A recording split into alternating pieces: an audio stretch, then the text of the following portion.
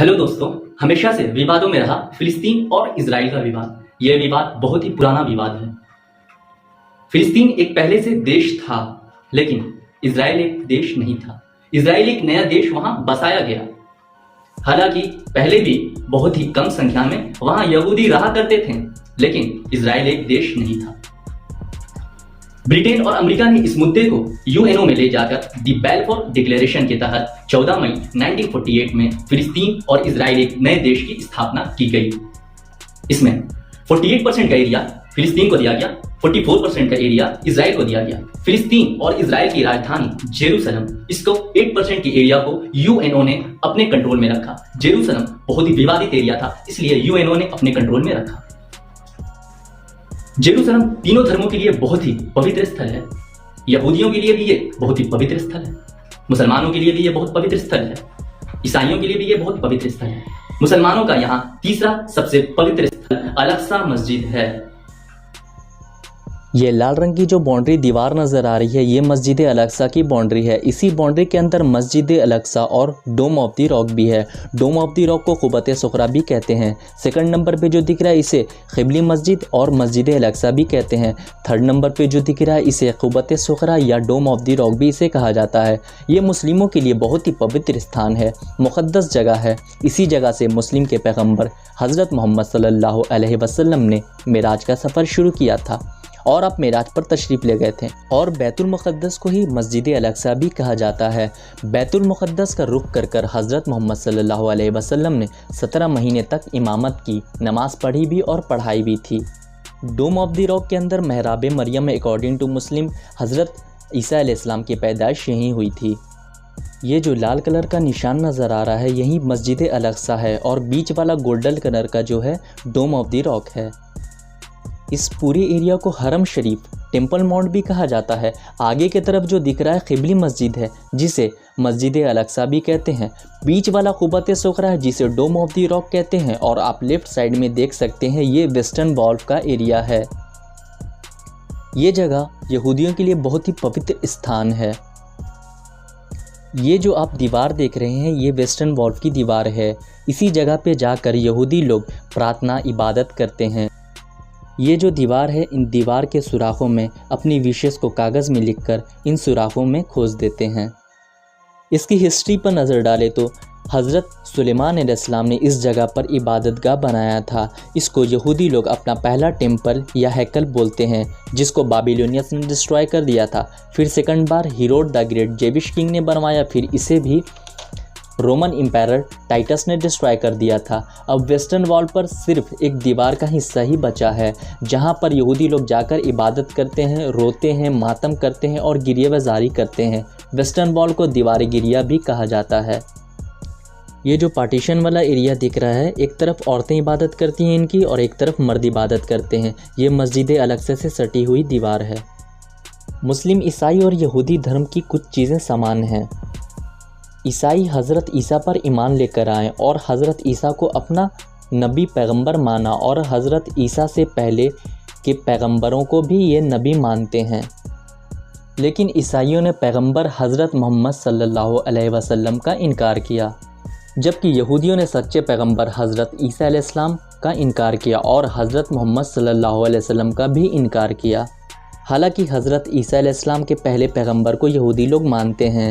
यहूदी हज़रत मूसा अलैहिस्सलाम, हज़रत दाऊद अलैहिस्सलाम, हज़रत सुलेमान अलैहिस्सलाम और भी पैगंबरों को मानते हैं।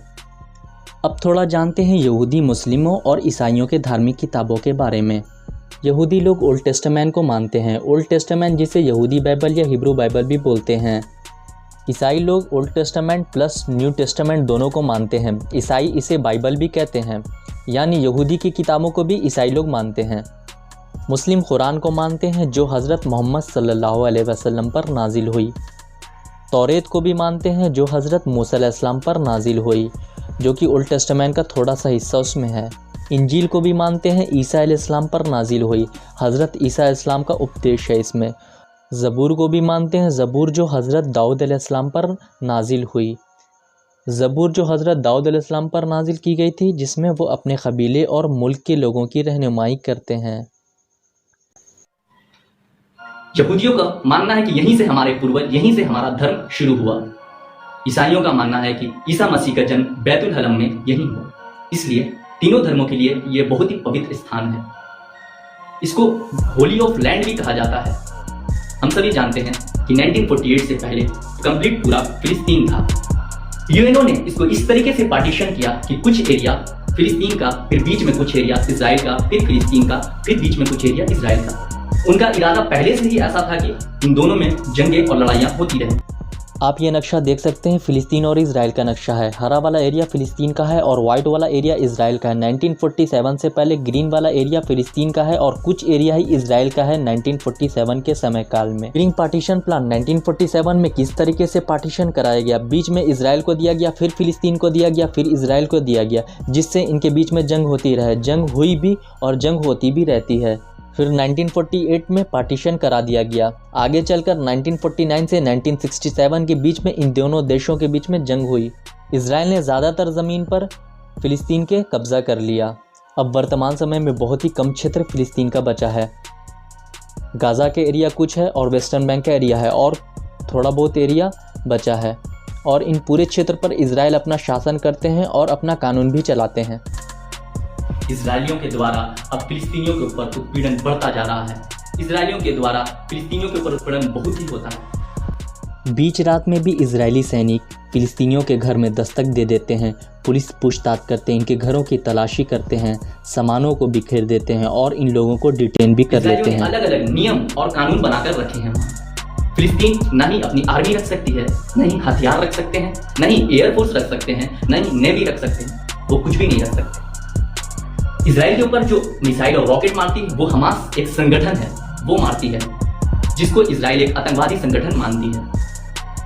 फिलिस्तीनी लोग तो गुलैलो पत्थरों के द्वारा फिलिस्तीनी हमला और प्रदर्शन करते हैं। जेरूसलम जो यूएनओ के कंट्रोल में आता है, उसके बगल में एक जगह है शेख जर्राह। वहां के सुप्रीम कोर्ट ने कहा फिलिस्तीनियों को कि ये जमीन खाली करो, क्योंकि ये जमीन यहूदियों की है।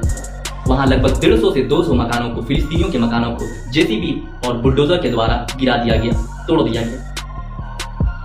शेख जर्राह में रहने वाले हजारों फिलिस्तीनियों के टूटे हुए मकान, पूर्वी यरूशलेम में रह रहे हजारों फिलिस्तीनियों, इनको घरों से बेदखल कर देना। इजरायली सेटलर यहाँ पर सारे फिलिस्तीनियों के ज़मीन पर कब्जा कर रहे हैं। अगर से आप हिस्ट्री पर नज़र डालें तो साल 1876 तक जाना होगा, जब सिफादी और अश्कनाजी नामक दो छोटे यहूदी समुदाय ने शेख जर्राह में कुछ ज़मीनें खरीदी थी। अब इसी आधार पर शेख जर्राह में पूरे फिलिस्तीनियों के ज़मीन पर ये कब्जा करना चाहते हैं, लेकिन उन सैकड़ों हज़ारों फिलिस्तीनियों के लिए कोई ऐसा कानून मौजूद नहीं है जिन्होंने एक ही संघर्ष में अपने घरों को खोया। 1948 से पहले पूरा फिलिस्तीन था। 1967 और 1972 के बाद इजराइल ने फिलिस्तीन के ज़्यादा ज़मीनों पर अवैध कब्जा कर लिया है। अल-अक्सा मस्जिद जो जेरूसलम में यूएनओ के कंट्रोल में आता है, वहाँ Israeli forces bullet proof jacket, gun वगैरह के साथ घुस जाते हैं और वहाँ फिलिस्तीनी लोगों के ऊपर मारते हैं, पीटते हैं, बहुत ही उत्पीड़न करते हैं, डिटेन कर लेते हैं, जेलों में ले जाते हैं, वहाँ के लोगों को बंद कर देते हैं महीनों महीनों, सालों सालों तक। इजरायली फोर्सेस के द्वारा फिलिस्तीनी लोगों पर अल-अक्सा मस्जिद में घुसकर आंसू गैस के गोले और रबर की गोलियां का उपयोग करते हैं। इजरायली फोर्सेस फिलिस्तीनी निवासियों पर हमला करते हैं, नौजवान लड़कों को डिटेन कर लेते हैं, जेल में ले जाकर बंद कर देते हैं, सालों सालों महीनों महीनों तक बंद कर देते हैं। फिलिस्तीनियों को शांतिपूर्ण तरीके से मस्जिद में प्रेयर इबादत करने से भी रोकते हैं। फिलिस्तीनी मस्जिद में इजरायली फोर्सेस के सामने डटे रहते हैं, खड़े रहते हैं और इजरायली फोर्सों से मुकाबला करते हैं। इजराइल मस्जिद अल-अक्सा में अपना अधिकार मानते हैं। इजराइल फिलिस्तीनियों के प्रवेश में प्रतिबंध भी लगाता है। फिलिस्तीनी लोग रमज़ान के महीनों में, ईद में, लैलतुल क़द्र में लाखों की संख्या में फिलिस्तीनी लोग मस्जिद अल-अक्सा में नमाज पढ़ने के लिए और इबादत करने के लिए जमा होते हैं और इकट्ठा होते हैं। 1948 से पहले पूरा का पूरा कंप्लीट फिलिस्तीन था, लेकिन उसके बाद किस तरीके से अब सिनारियो बदल गया है। अब बहुत सी ज़मीनें छीन ली गई है फिलिस्तीनियों की। फिलिस्तीन अब दो राज्यों में बंट गया है, एक साइड वेस्टर्न बैंक और एक साइड गाजा पट्टी। वेस्टर्न बैंक में अरब देशों का समर्थन है और गाजा में ईरान का समर्थन है। वेस्टर्न वाले लोग, फिलिस्तीनी लोग बहुत ही शांतिपूर्ण तरीके से प्रदर्शन करते हैं, विरोध करते हैं। गाजा में जो हमास संगठन है वही इजरायली के ऊपर रॉकेट और मिसाइलें मारती हैं। आप सभी ने न्यूज़ भी देखा होगा, लगभग 300 से 400, 400 से 500 रॉकेट और मिसाइलें हमास संगठन के द्वारा कासम रॉकेट इजराइल देश के ऊपर मारा गया था। इसमें हमास के पास रॉकेट और मिसाइलें कहां से आती हैं? गाजा एक साइड इजराइल से, एक साइड समुद्र से घिरा हुआ है, लेकिन थोड़ा सा एरिया उसका मिस्र से जाकर जुड़ता है। वही मिस्र के रास्ते इनके पास मिसाइल और रॉकेट आते हैं।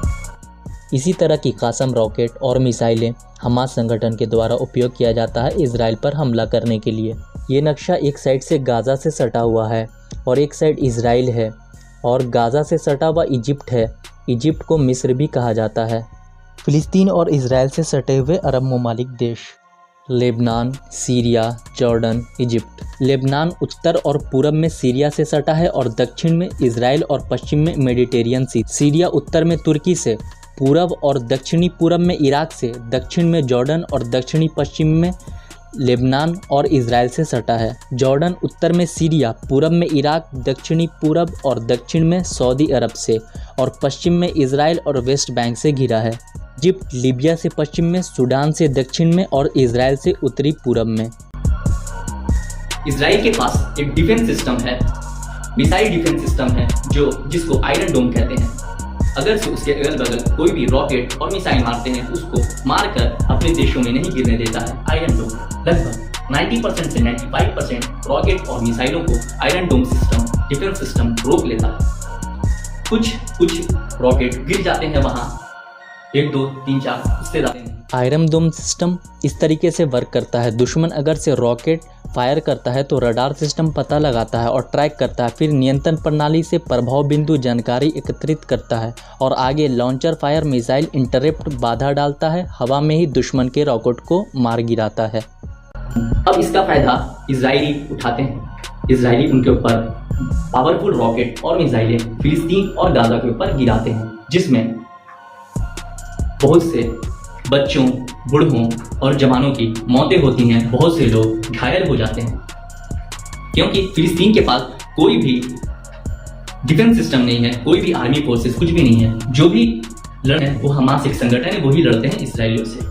इजराइल के द्वारा एयर स्ट्राइक में इजरायली रॉकेट फिलिस्तीन के रिहायशी इलाकों में निशाना बनाते हैं। इजराइल हमला में बहुत सारे फिलिस्तीनियों की मौतें होती हैं, जिसमें बच्चे, बुजुर्ग, बूढ़े सभी शामिल हैं, और बहुत से लोग मारे जाते हैं। हज़ारों की संख्या में लोग घायल भी होते हैं। इसका जवाब देने के लिए हमास संगठन इजराइल पर हमला करता है, लेकिन अधिकांश मिसाइलें और एयर डिफेंस सिस्टम हवा में ही मार गिराता है। इजराइल खुद में सेल्फ इंडिपेंडेंट है, वो जो चाहे वो कर सकता है। वो जानता है कि अगर से इस मुद्दे को यूएनओ में भी ले जाया जाता है तो उसके ऊपर फ्रांस का सपोर्ट है, ब्रिटेन का सपोर्ट है, अमेरिका का सपोर्ट है, उसके ऊपर कोई भी प्रतिबंध या कोई भी बैन नहीं लगेगा। इस वजह से इजराइल जो चाहा वो करता है और बहुत से लोगों पर, फिलिस्तीनियों के ऊपर अब उत्पीड़न बढ़ता जा रहा है।